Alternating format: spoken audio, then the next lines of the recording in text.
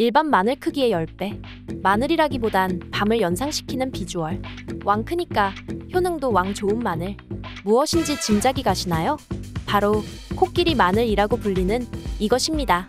우리나라 음식에 안 들어가는 것이 거의 없을 정도로 많이 사용되고 있는 것이 바로 마늘이죠. 그렇기에 이렇게 큰 비주얼의 마늘은 사람들의 관심을 끌기에 충분해 보이는데요. 혹시 이 마늘을 드셔보시거나 판매하는 것을 보셨다면 이렇게 낯설 정도로 큰 모습을 보고 외국산 또는 개량종이라고 생각하셨을 수도 있겠지만 사실 이것은 한국이 70년 전 잃어버린 토종 작물이었습니다.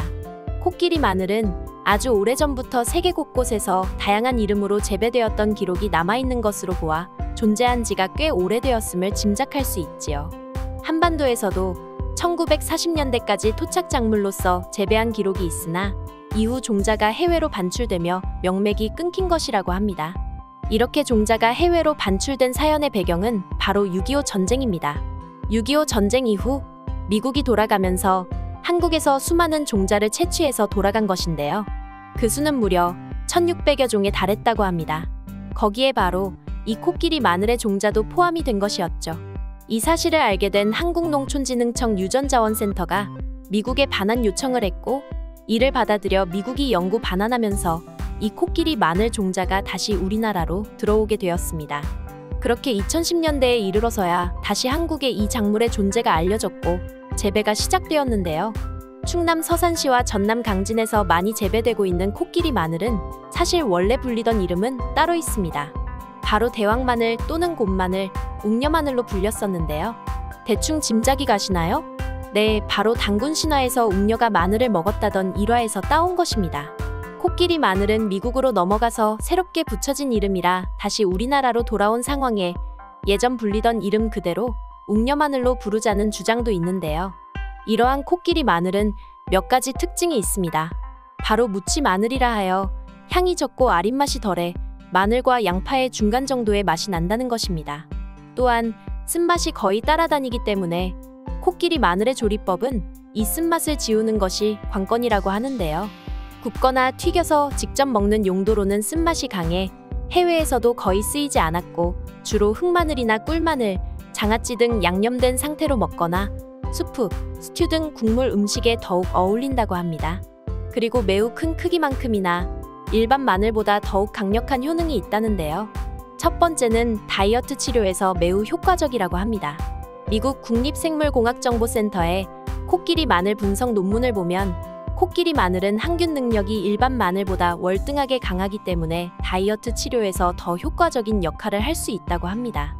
또한 2020년 한국미생물 생명공학회지에 실린 코끼리 마늘의 지방세포 분화 억제 효과 논문을 보면 코끼리 마늘은 지방세포의 분화를 억제함으로써 항비만 효과를 갖는다고 하는데요. 이는 체중 조절 기능을 갖는 건강기능식품의 원료로서 혹은 더 나아가 의약품의 원료로서도 코끼리 마늘의 활용 가능성을 간접적으로 제시한다고 보는 입장이라고 합니다. 두 번째로 인간의 골육종에 좋다고 하는데요.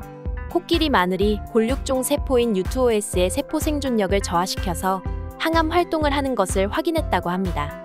코끼리 마늘은 암세포를 직접 억제했을 뿐만 아니라 암세포의 전이 과정에 간접적으로 영향을 미친다는 사실도 밝혀낸 것이지요. 세 번째는 한국식품영양과학회지 실린 내용을 요약하면 코끼리 마늘로 흑마늘을 만들면 일반 마늘로 흑마늘을 만든 것보다 항산화 성분이 월등하게 증가한다고 하는데요. 이 논문은 흑마늘과 일반 마늘을 비교 분석해 보았다고 합니다.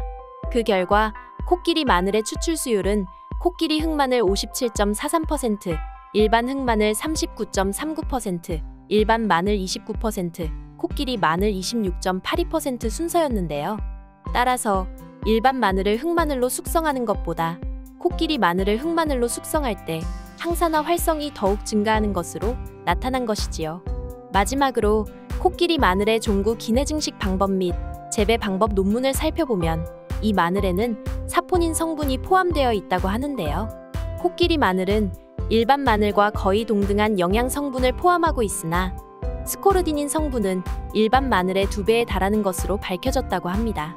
또한 마늘 특유의 냄새의 원인인 알리인을 9.2%의 함량으로 포함하고 있어 일반 마늘의 함량인 7.5%보다 많으나 알리나제가 적음으로 알리신으로의 변환율이 매우 낮고 따라서 소위 마늘 냄새가 14분의 1로 매우 적다는 연구 결과가 보고된 바 있다고 합니다.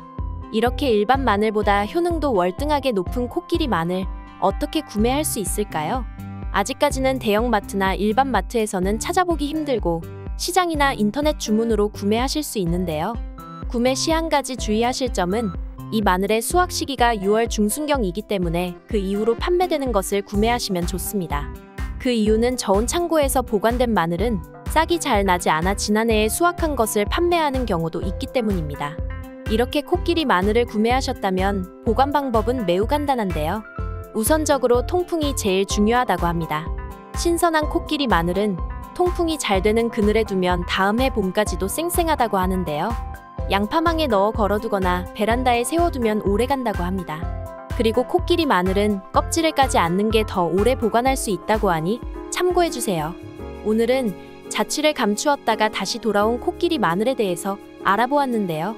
종자가 해외로 반출되었던 것이 우리나라에서 사라지게 된 결정적 배경이 되긴 했지만 맵고 알싸하며 향미 또한 강한 것을 좋아하는 우리나라 입맛엔 딱히 맞지 않아 서서히 재배량이 줄어들었고 결국엔 자취를 감추었다고 보는 시각도 있습니다.